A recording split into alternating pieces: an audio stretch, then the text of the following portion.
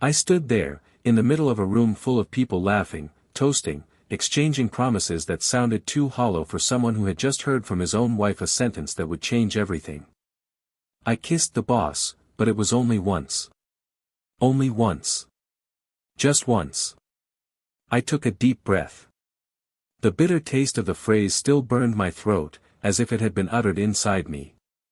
My eyes fixed on hers, waiting for some trace of real regret, something to justify that choice, some gesture of despair, but all I saw was an empty expression trying to compose itself, as if by minimizing what she had done, she could erase the pain that pierced me like a dagger. I didn't scream, I didn't cry, I didn't ask for explanations. I just said, once is enough to destroy everything. And I left. Not that it was easy to leave, not that my body wanted to move. It was like dragging an entire existence out of the room, out of the relationship, out of the illusion. In the following days, she tried to justify, minimize, and fix what couldn't be mended. She fired off long messages, short ones, some full of apologies, others of silence. She tried to arrange coffee dates, meetings, as if it were possible to sit down and have something warm over something that had cooled inside. Trust, that invisible and solid structure that sustains true love, had been shattered with a phrase, a gesture, a kiss. A kiss that didn't include me, that was hidden, protected, savored away from me. And then, only after it was consumed, revealed at a party, amidst fake smiles and raised glasses. She thought that was all. That, just a kiss, could be less lethal. But there are kisses that don't touch the lips, they touch the soul. And that was exactly the kind of kiss she gave. The cruelest part of betrayal isn't the act itself. It's the slow death of the image you had of the person you loved. It begins with shock, then comes the emptiness, the nausea, the re-examination of every detail, every memory. You go back in time trying to find the signs you ignored. You revisit Sunday mornings, the shared dinners, the absent-minded embraces, and try to understand where it all began to die without you realizing it. It's like discovering that a plant you watered every day was dying at the root, somewhere your eyes couldn't reach. And yet, you keep watering it, believing, hoping. Until the news comes, it's over. And then, you stop. I stopped. I stopped insisting, asking, looking for explanations. Because when someone betrays, it's not the answer that's missing. It's love. And love that needs to be justified is no longer love, it's insistence. And I got tired of insisting on someone who chose another, even if it was just for a second. A second outside the story that was only ours. Betrayal is that tear that, even if you stitch it up, leaves a mark. A scar that changes everything, even the way you look at yourself. What she didn't know, what I didn't know either, was that time has a strange way of bringing balance. And peace. When you let go of what hurts, sometimes you find what heals. Little by little, without seeking it, without wanting to, someone appeared. Someone with a light presence, a sincere listener, a smile that didn't need to hide anything. She arrived as if she didn't want to hurt anything and ended up helping me rebuild what I thought was irretrievable, trust. Not only in others, but in myself. I started smiling again. I started sleeping again without having to analyze phrases, without fearing absences. And she, the woman who swore love to me, who shared plans, who promised me fidelity, began to live with the echo of her own mistake. She contacted me later. Her voice was choked with emotion, her eyes tired of someone who finally understood that it's not just about what was done, but about what was lost. And she lost. Not just her husband. He lost the house we had built together. He lost the silly laughter that only intimacy allows. He lost the shared glances, the silent codes, the pride we felt for each other. He lost the right to truly call me mine. He told me he regretted it, that he would do everything differently, that if he could go back. But he couldn't. And I was honest. I told her I forgave her. Not to go back, but to put everything in its proper place. And the past, however painful it may be, shouldn't occupy the future. The bitterest irony of the story was her attempt to win me back. One day, weeks after that cold and calm encounter, I received a box at home with a handwritten note. Remember? Inside, there was a glass jar with colorful little notes. It was an exact reproduction of a gift she had given me years before, on our first anniversary together. Each note held a memory, a phrase I used to say, a moment that was just ours. She wanted to relive that. To pull me back to what we once were. But the difference is that, in that old version, the notes were sincere. Now, they were nothing more than desperate attempts to salvage something she herself had burned. And it hurt to open each one of them. Not out of nostalgia, but to realize how much value it had lost in the hands of someone who didn't know how to preserve it. At the end of the box, a final note, different from the others. On it, she wrote, "Do you still love me?" I folded the paper carefully. I didn't cry. I didn't call. I just put the note in some drawer and went to meet the woman who was now walking beside me. Someone who didn't need to extinguish the lights of respect to ignite the fire of romance. Someone who understood that love is a daily decision, not a momentary impulse. There are choices that cannot be undone. There are doors that, once closed, should not be reopened. And there are mistakes that, however much they are forgiven, leave scars too deep to allow for new beginnings. This is one of those stories. A story of real love, of inevitable loss, of a silent new beginning. A story where the one who betrayed thought they could choose to return whenever they wanted, but discovered that true love doesn't wait forever. What she doesn't yet know is that, even after asking for my forgiveness, even after trying to win me back with the memories that were once ours, there's a detail that will make all of this even more painful for her. A detail that she herself created. And that, when she discovers, she will definitively understand what it means to lose forever. Welcome to the channel. Here, we don't romanticize betrayal. Never. All stories are fiction, but they reflect painful truths. Betrayal destroys lives, trust, and loves that could last forever. Our purpose is clear, to show the real consequences of wrong choices and to value true love. Get ready. What you are about to hear, it will affect you. Good story. His name was Daniel, her name was Emma. Two simple, common names, but together, for many years, they represented everything that was understood as stability, partnership, and quiet love. Not the loud love of social media, nor the love of movies full of fiery declarations. It was the kind of love that grew in care, in routine, in the silence of nights when one listened to the other breathe and felt peace simply knowing that there was safety there. They met in a cafe near a bookstore, on an ordinary day, without any spectacular script. Emma was in a hurry. Daniel bumped into her unintentionally, dropping her bag on the floor. And it was there, among disorganized notebooks and embarrassed smiles, that the story began. He was a practical, discreet man, one of those who speak little but say a lot with their eyes. She was expansive, full of ideas, intense in what she felt, but still serene in her presence. A woman who had something magnetic, but never abused it. It was just, natural. They balanced each other. And that was what united them most. Their relationship blossomed smoothly. There weren't the initial storms that many couples face. It was all progressive, gentle, built on long conversations, Sunday lunches with their families, and short weekend trips. Daniel saw in Emma a woman with strong values, determined, someone who knew what she wanted. Emma saw in him a haven.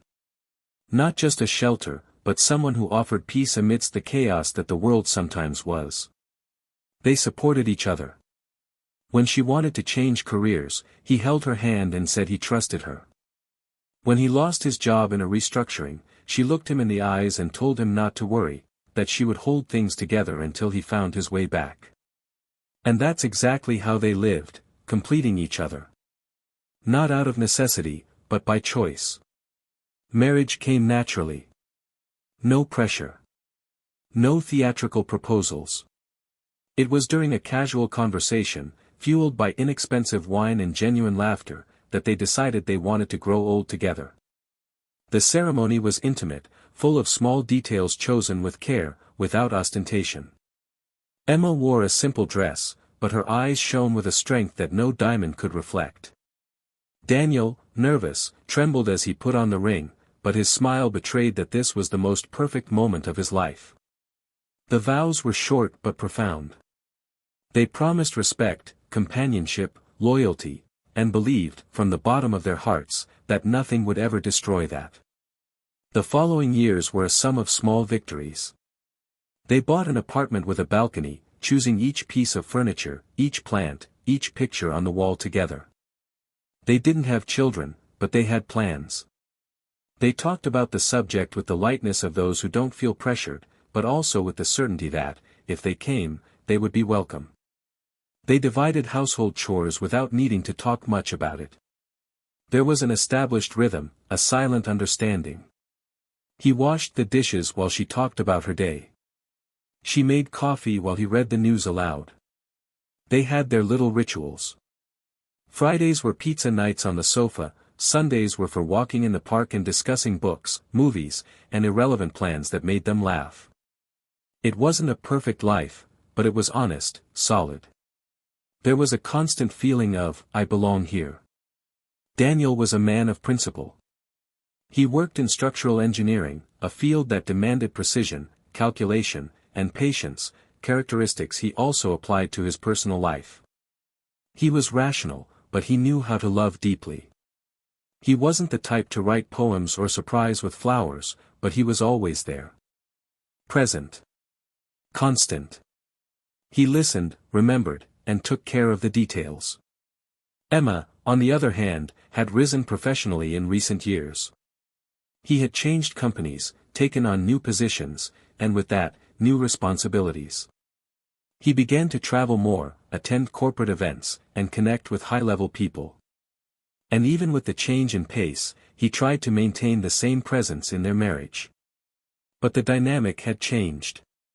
And Daniel felt, without knowing how to name it, that something was transforming within her. Not distrust, not yet. But an unease. A distance that, little by little, began to grow in the silences between conversations and in absences that were neither justified nor questioned. They still loved each other. They still slept embraced. They still laughed together. But the frequency of these things began to dwindle. Small disagreements arose. A cancelled dinner, a forgotten promise, a gaze that avoided direct eye contact. Daniel, patiently, attributed it to tiredness, to the stress of her new job, to external pressures. Emma, on the other hand, seemed increasingly trapped in her own mind. Sometimes, he would watch her standing on the balcony, gazing expressionlessly at the horizon, and wonder what she was thinking. She would smile, say everything was fine, but Daniel knew that smile. It was the smile of someone who wanted to avoid conversation, not of someone who was at peace. Still, he didn't force anything. He gave her space. He trusted her. After all, she had never given him reason to distrust her. She was an ethical woman who had always preached loyalty as the foundation of any relationship. Their love, he thought, was strong enough to withstand difficult times. And so he continued, trying to maintain harmony, preparing breakfast on Saturdays, leaving affectionate notes on the mirror, sending messages throughout the day with words of encouragement and longing. And she responded, not always at the same pace, but with affection. An affection that, little by little, became automatic, as if it were being maintained out of obligation and no longer out of impulse. Emma, deep down, harbored doubts. Not about Daniel's character, nor about what they had experienced. But about herself. About her own desires, her emptiness, her choices. The corporate environment exposed her to new experiences, to new stimuli, and this shook her certainties. She began to question what she still wanted from life, the kind of woman she had become, what she felt was missing. But she kept these questions to herself. She didn't want to worry Daniel. She didn't want to confront her own contradictions. It was easier to pretend everything was fine than to delve into the layers of unease that grew inside her like a constant noise. Life went on, seemingly normal. Dinners with friends, family gatherings, occasional trips. But within that marriage, once so strong, so full of synchronicity, something was beginning to fall apart. Daniel noticed the changes, but refused to dramatize them. He believed it was all a phase, that time would put everything in its place. And he tried even harder to maintain the balance. He was the one who remembered birthdays, who organized small gestures, who suggested activities to bring them closer together. And she thanked him, smiled, but seemed increasingly distant from it all. As if she were living in two worlds, the one at home, and the one outside. And the two, although connected, no longer communicated as before. It was like a song starting to go out of tune, but whose chords were still recognizable. The main melody was still playing, but there was something in the background of the composition that was beginning to sound strange. Daniel, even without understanding exactly what was wrong, began to feel a weight in his chest. A kind of premonition that I couldn't name. But I kept believing. I kept loving. I stayed there. Without knowing that soon, the life she knew would be turned upside down.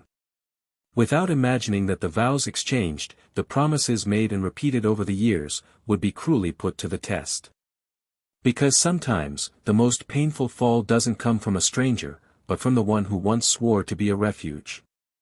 And while he continued to trust her, and she continued to hide her own conflicts, what they both ignored was that love, however strong, also has limits. And one of them would be tested very soon. The hall was lit with a yellowish glow that softened faces and concealed inner shadows. There was background music, laughter mingling with the clinking of glasses, and small groups chatting about achievements, travels, and news. It was the company's end-of-year party where Emma worked, and as always, Daniel accompanied her. It had become a tradition for the couple. He would arrive with a discreet smile, follow the conversations even without much affinity for that world, and stay there beside her, offering his presence as a silent pillar. But that night, he noticed she was more distracted, her eyes avoiding contact, her words too measured, her touches rarer. Still, he said nothing. He maintained the role he always had, the man who doesn't create trouble, who trusts, who waits for the right moment to talk. But he hadn't imagined that moment would arrive so abruptly, and in such a cruel way. As the lights began to dim, transforming the hall into an improvised dance floor, Emma pulled him aside. Her eyes were restless, her hands trembling. He thought it was some silly comment, some random remark, but he quickly realized it wasn't. She took a deep breath and, without looking at him completely, blurted out, as if she were getting rid of a burden she could no longer bear, "I kissed the boss, but it was only once." The sentence hung in the air like a muffled gunshot, silent but piercing. Daniel didn't react immediately. It was as if his brain refused to process the information. She continued, hurriedly, as if haste could minimize the impact. "It was at an event in September. Everything was chaotic, I'd had a few drinks, he came over, complimented my work, it happened, but it never happened again. I swear. It doesn't mean anything." She said it as if justifying bumping into someone on the street. But Daniel, in silence, felt his heart sink in his chest with a weight he could not bear. He didn't yell. He didn't react with fury. He simply said, with terrifying calm, the phrase she would never forget, "Once is enough to destroy everything." And he left. Not out of pride. But because staying there would be betraying himself too. In the days that followed, silence took over everything. Emma tried to justify herself, sent messages trying to explain what she herself barely understood, tried to put into words what had been a fraction of time, a mistake, an impulse. But Daniel didn't answer. He read them. But he didn't reply. Until weeks later, she went to the apartment where he was temporarily living. She knocked on the door, with sunken eyes, smeared makeup, and an expression he had never seen on her, genuine despair. He let her in. They stood face to face, and she was the one who began to speak. She said she had made a mistake, that there was no justification, that she had lost her way for a moment, but that the love was still there. That they could start over, rebuild. He listened to her. The whole time. Without interrupting. But when she finished, his response was devastating: "I forgive you. But not to go back. I forgive you to be able to leave this where it belongs, in the past." Emma crumbled there. She cried with her whole body. And for the first time, Daniel didn't comfort her. He didn't touch her. He just observed. And she understood that she had crossed a line from which there was no return. In the following days, she sank into her own regret. She tried to occupy her mind with work, with routine, with anything that would prevent her from looking inward. But nothing helped.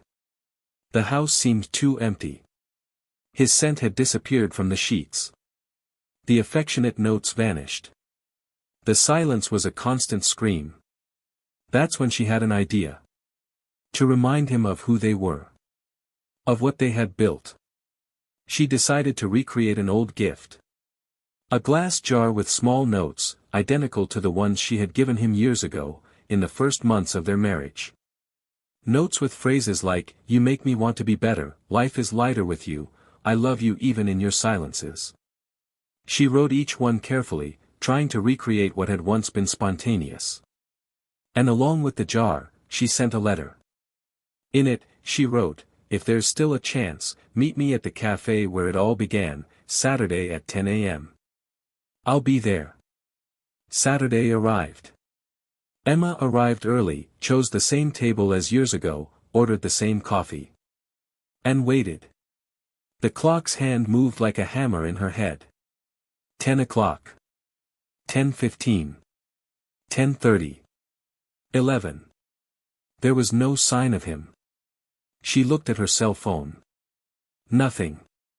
Desolate, she grabbed her bag and left. Outside, she glanced at the street. And that's when she saw him. On the other side of the sidewalk. Daniel. He was there. But not alone. He was walking hand in hand with another woman. A woman with a calm demeanor, a serene gaze, a sincere smile. Emma froze. He didn't see her. Or, if he did, he pretended not to. She returned home with a broken heart. For the first time, she understood what it truly meant to lose something. This was no longer regret. It was grief. She spent days trying to convince herself that she deserved that pain. She tried to hate him for moving on so quickly. She tried to convince herself that he owed her that, a second chance, someone to listen, a return. But deep down, she knew he didn't. He had done what she hadn't, chosen not to hurt her. And that's what made him too great to come back. The blame wasn't just on the kiss. It was on everything that kiss symbolized, the breakup, the choice not to choose their love, the ego placed before the story they had built. Time passed. Slowly. Emma continued trying to regain some stability, even if only emotional. She went out with other people. She tried to get involved. But every conversation made her compare. No touch was the same. No silence had the same weight. No presence was as present as his. And it was in this emptiness that she understood, certain losses are definitive. And sometimes, the only punishment is living with the absence of what was once complete. There is no villain, no victim. There are choices. And consequences. She tried to start over, but all she did was cling to what she had lost. She tried to tell herself it was just a mistake, but the echo of his phrase still lived inside her, "Once is enough to destroy everything." And it was. Because true love doesn't die with scandals. It dies with small daily deaths. And that one, even though it was unique, was fatal. Emma began frequenting that cafe alone, as if she could rebuild within herself what had been shattered. And one of those days, she saw the glass jar, with all the notes, kept inside a bag on the counter. The waiter recognized her and said, "He asked me to return it, in case you happened to pass by here." She opened the jar right there, read each note with teary eyes, until she reached the last one. A note that wasn't hers. In a firm and familiar handwriting, Daniel had written, "Love doesn't end. But it changes places. Today, mine is at peace." And that's how Emma knew. She knew that their story had ended. Not with screams, nor with scandals. But with the silent pain of someone who understands, too late, that love is fragile. And when it's not cared for, it doesn't scream, it goes away. Time passed like a sharp breeze that didn't take away the pain, but helped to reorganize it within each person. Daniel continued his life with a calmness that wasn't an absence of feelings, but emotional maturity. He didn't need to chase happiness, nor hide in distractions to pretend he had overcome something. Everything fell into place within him with time, naturally, with the lightness of someone who finally understood that it's not about forgetting what happened, but about understanding what can no longer be dragged along as dead weight. The woman he was with now wasn't the result of an escape, nor an attempt at replacement. She appeared in his life as a consequence of someone who begins to look at themselves with respect, who finally understands that it's not necessary to beg for love from someone who had the chance and threw it away. He wasn't looking for her, but he found her. And that made all the difference.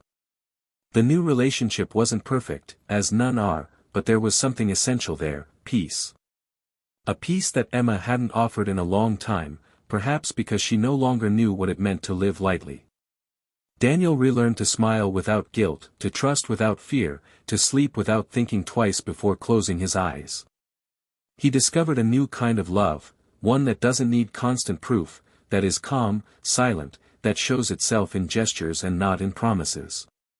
He started cooking again on Sundays, but now he had someone by his side who helped him chop vegetables while they laughed at the silly things of everyday life. He started walking in the parks again, but with a companion who knew how to hold his hand without needing a reason. And, most importantly, he recognized himself in the mirror again, not as the man who had been betrayed, but as the man who knew how to start over. Emma found herself facing an unforgiving mirror. The reflection she saw wasn't of a bad or cruel woman, but of someone who ignored the value of what she had until she realized she had lost it. She spent months trying to stitch her own wounds together with the thread of regret, but the more she tried, the more she discovered that some mistakes are stitched with pain, not with patching. She went out with other men, tried new experiences, even tried to revive old hobbies, searching for that part of herself that had been lost along the way. But nothing filled her. Because it wasn't the lack of activity that hurt, it was the absence of purpose, of meaning. And that, she realized too late, was in that relationship she broke with a thoughtless gesture. The kiss she thought was just a momentary detour became the ruin of a castle that took years to build. And this guilt has nowhere to run. It lives in every object in the house, in every silence on the phone, in every place where Daniel is no longer. Some friends drifted away, others remained with a subtle distance, as if understanding but unable to forget. Her family, though avoiding judgment, no longer looked at her the same way. And this wore her down inside. Emma tried to move on, yes, because nobody wants to live eternally in guilt. But moving on doesn't mean forgetting, nor does it mean freeing oneself from responsibility.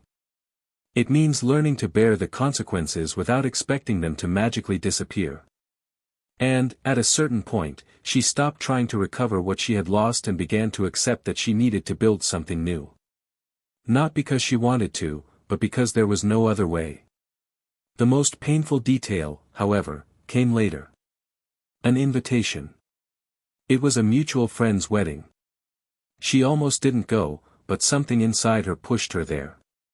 Perhaps a morbid need to see him again, to know how he was, to be sure of what she already suspected. And there he was. Daniel, in a light suit, a gentle smile, with his new wife by his side, who looked at him with a mixture of admiration and intimacy that hurt to see.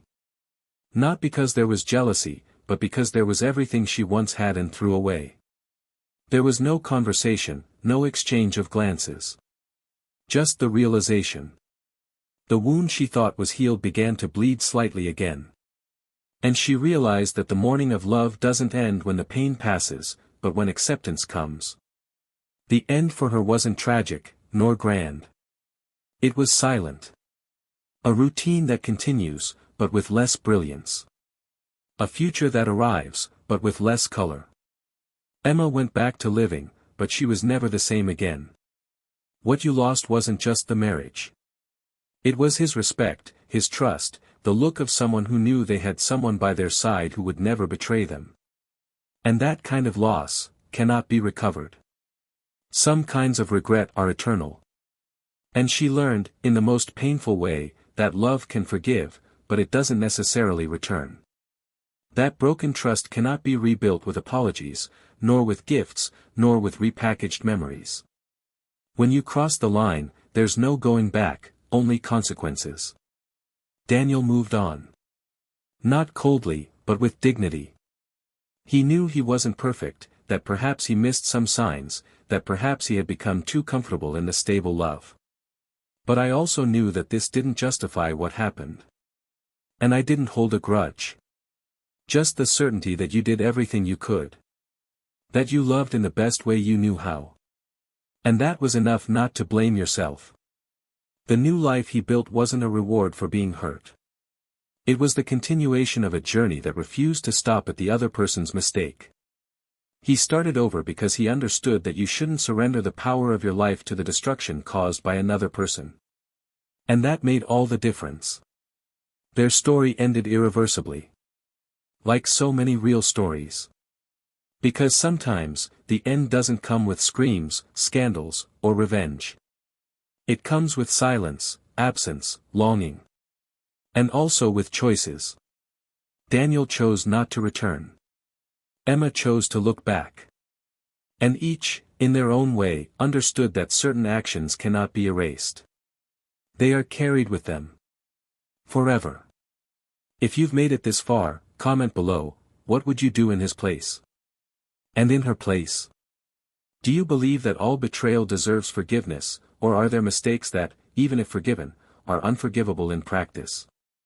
I really want to know your opinion. Subscribe to the channel now, because every week there's a new impactful story for you to reflect on, be moved by, and understand the real consequences of our choices. And don't forget, betrayal destroys. It doesn't just break relationships. It corrodes respect, affection, the foundation of trust that sustains a lifetime built together. Nothing, absolutely nothing, justifies the choice to hurt someone who loves you. Here on this channel, we make that clear, we do not support any kind of betrayal. Until the next story. Get ready. Because the truth always finds a way to come out.